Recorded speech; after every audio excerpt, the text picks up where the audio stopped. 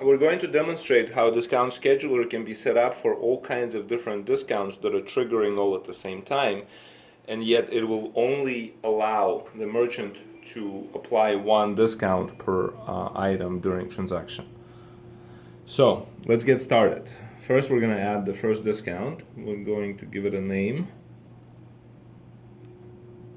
So discount 1, it will be an all-day event, and it's going to be recurring. So once we switch to recurring, we have to modify the duration time, right? So let's go ahead and put 24 hours, and it'll adjust. Basically, it's not going to go into the next day. It'll just adjust at the end of the day. And then we're going to say that it's no end, and it needs to repeat once on Fridays. And today is a Friday, so we're good. And this is going to be a 20% discount. And next we're going to go to select an item. So this is where it does the cutoff. It gives you this message. It tells you that it's going to end the discount exactly at the end of the day. And so this is the discount that we are, well, let's just stick with this one. So let's go ahead and select to this one category, basically, right? And then save. All right, so now we have one discount. And to make sure that it works, let's go and see how it triggers. Open register. All right, so let's go ahead and choose the lottery item. Let's say it's $1. The discount gets triggered. So far, so good. So let's go ahead and delete this so we have a clean.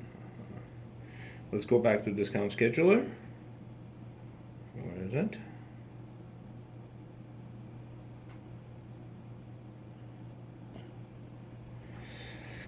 And let's do the second discount, right? So discount 2. So discount 2, let's choose the all-day event, make it recurring, put 24 hours, right? And this one's going to be everyday, all-day thing, without an end, percentage 50%, just so that we can see the difference easily. And we're going to choose all categories, right?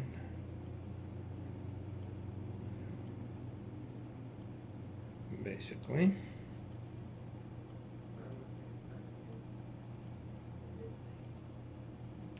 This one has more than 1,000 items in it. And there it is, save. So now we have our two discounts that should overlap with one another. And so we're just going to give it time to save, because this is a lot of data that we just assigned. All right, so now it's time to see the triggering. We're going to go to register. And as long as we choose this item, the one from the category where it overlaps, we should see this. So it asks you to select, because both items, both discounts are triggered. So it's gonna force the merchant to choose only one of the discounts. So let's go ahead and choose discount 2, and there it is. That's how it works. Thank you.